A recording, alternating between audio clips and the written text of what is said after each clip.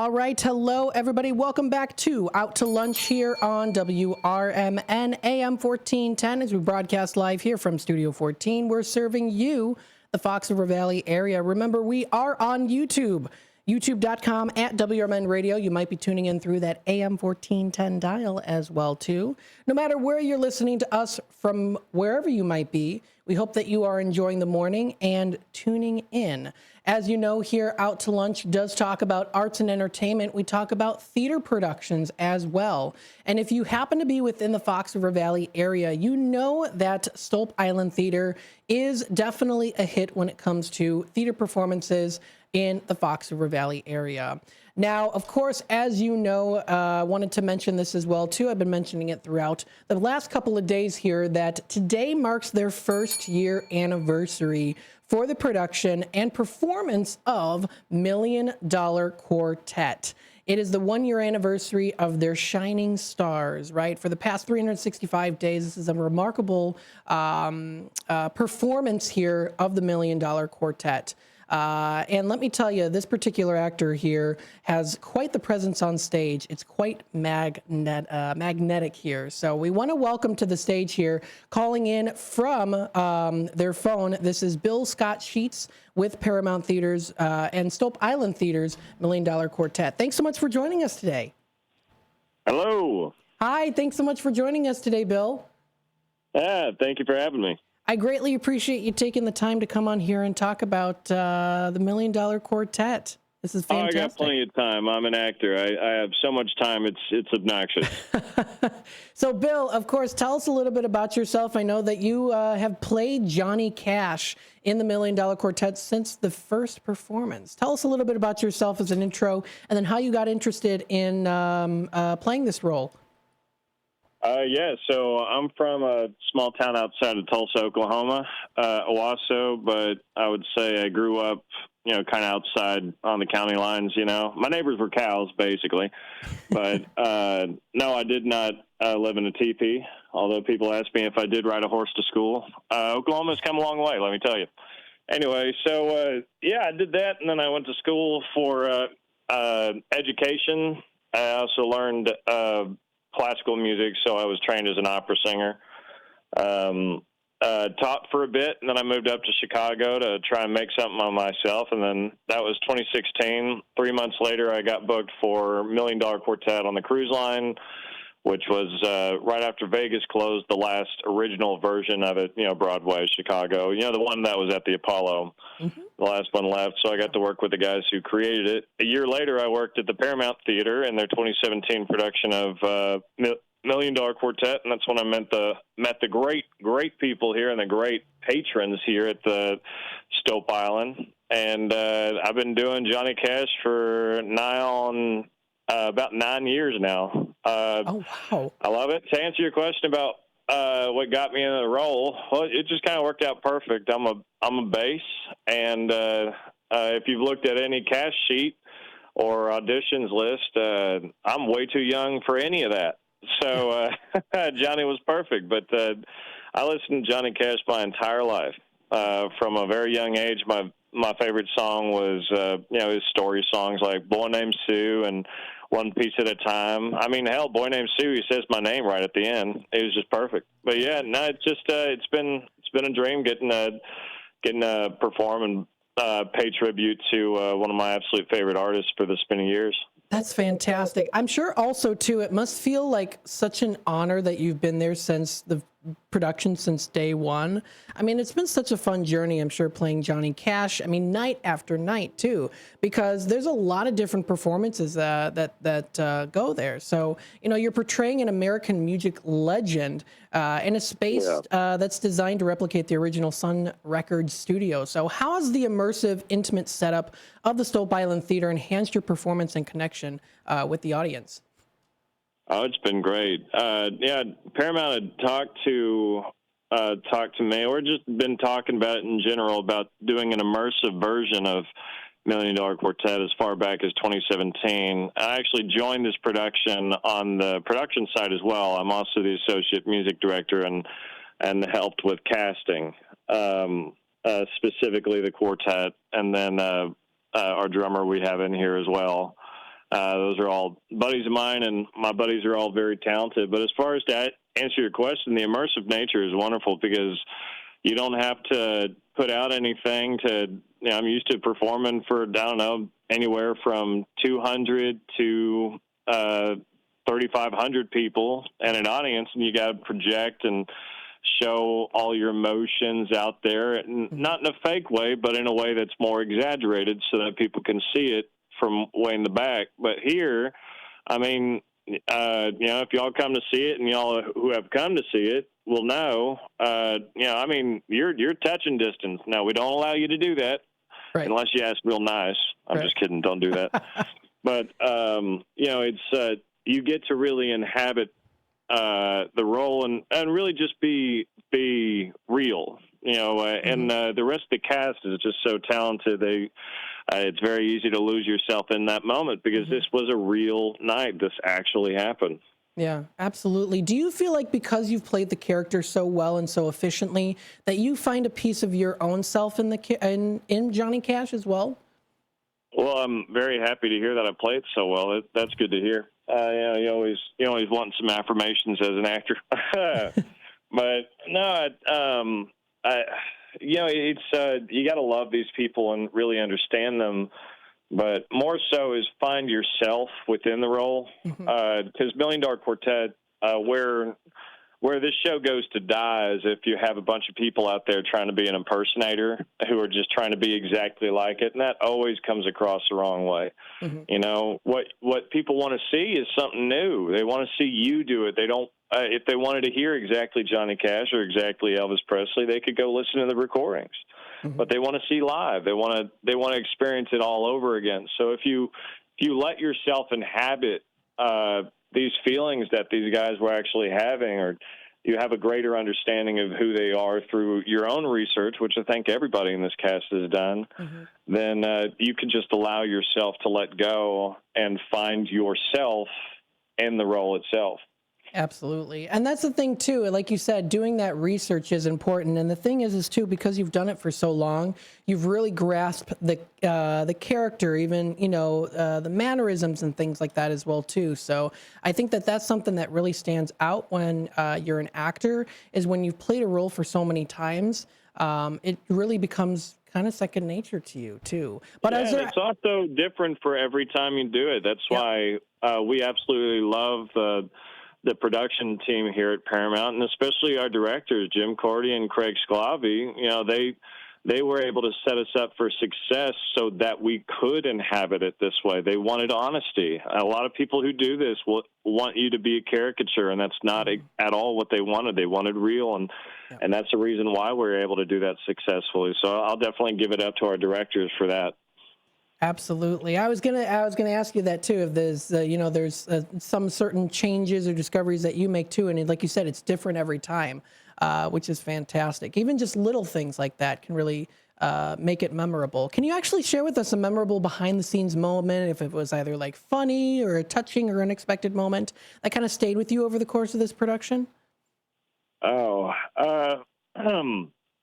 used to seeing an older scale in terms of demographic for this production, and also I'm not used to seeing people at all with stage lights and a proscenium, even if you have an intimate setting, like let's say a Little Rock, Arkansas Repertory Theater. That's about 350 seats, and they're right up next to the stage, so I could see them.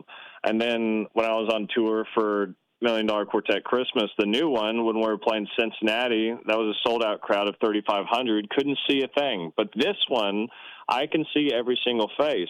And a lot of them are young. A lot of them are kids. They're getting into it, and you see them dancing and finding this music for themselves. It's a beautiful thing. So, I mean, as far as like something funny behind the scenes, well, you'll see it every day you come in. We're always finding new bits. Now, strike that for Jim and Craig. If you're listening, I love you, and I'm sorry. But we sure like it, and I think the audience does too. You always see a new show every time you come in. We've had people come in 9, 12 times. I recognize them all whenever they come in, and give them a little nod when they're there and shake their hands afterwards. But that's kind of the fun part is, the behind the scenes, you're seeing it right there on stage. We find something new every day. Awesome. I love it. That's fantastic. I'm sure you also enjoy getting ready with makeup and costume. And I mean, how long does that I don't wear usually makeup. Oh, you don't wear makeup? No, I don't wear makeup. Hey, there you go. You got the natural features. No, it takes me too long to do my hair to do makeup. Yeah. So you know what, though? That makes it all more unique, too. You usually think of performances you got to do but the fact that that's more on the natural side, that's good. I like that. Yeah, I think, people are just right up next to me. If I got a little blemish, it's fine. They can see it. Yep. So, of course, with the show extending again throughout the end of the year, what are you most excited about for this next stretch of performances? And what do you hope that audiences can take away from this experience? On a personal level, I'm really excited our show schedule went from 8 shows a week to 7 shows a week. 8 shows a week is awesome if you're doing a 2-month contract, but going on a year now, it takes its toll on you, especially commuting in. And we want to be able to save as much energy as we can for the audience. So I think this next run of it, we're going to have a lot more energy to give back to the crowd this coming contract. Not only that, but we got some new additions to the group. We got Max Stewart playing our new Sam Phillips. Then we got Megan Looney, who's playing Marion and the Diane understudy, and they're wonderful people, and we're excited to have it. And it'll be a fresh new experience going in.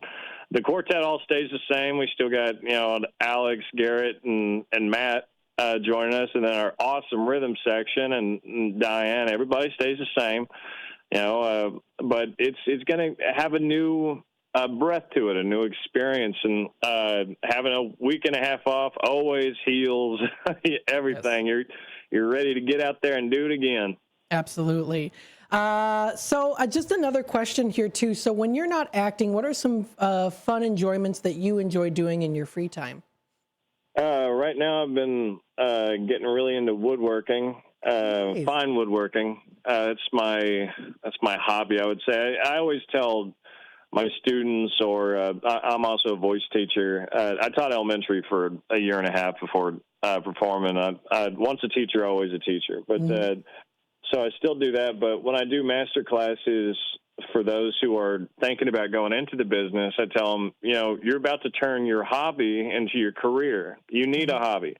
Right. So for me, that was either working out or training my dog, and she can catch a Frisbee. Let me tell you what, I'm proud of that Australian Shepherd, and I'll give you a photo. You can post it on your website. She's the cutest. But anyway, I've been getting into woodworking. I did carpentry when I was younger with my dad up through Oklahoma, so I learned how to make things sturdy, and now I'm learning how to make things purty. And so that's been a lot of fun, and a good little workout too, especially if you're using hand tools. Absolutely. Well, I want to thank you so much for coming on to WRMN, taking the time and energy to do that. I want to let you go here, but before we let you go, tell us, how can people find more information, get tickets to see this awesome performance? Yeah, you can go on Paramount's website. They got the whole schedule right there, plain to see, easy to find. You just type in to Google Paramount Stolp Island Theater or Paramount $1 Million Quartet. That'll bring you right there. But I do want to tell your audience, and especially maybe those who haven't seen a show or who don't like musicals but maybe like live music, this is not a musical theater production. It is a rock play, or as I call it, a hillbilly skit. So come in expecting to see live music. We do not play with a track. We do not have a backing band. Every single one of the mistakes that you hear is ours, made in the moment, made there for y'all. But we also have a really nice bar. So come rowdy and come ready to hoot and holler and have a great time. Absolutely. So exciting here, celebrating the 1-year anniversary. That is today. Folks, check out more information. That is the $1 Million Quartet performing at the Stolp Island Theater, a fantastic group of actors who are so passionate about what they do. And I can hear that even in your voice, too. And I see it with the pictures and videos and everything there, that you love what you do. And I think that really shines in all the performances. Well, they make it easy here at Paramount. It's a big old family, and they support us 100%. So we put that on to the crowd. They love their patrons, and we love the patrons, and I think they love us too for that reason. Awesome. Well, Bill, thank you so much for joining us here today. Greatly appreciate it. How can people find more information about you?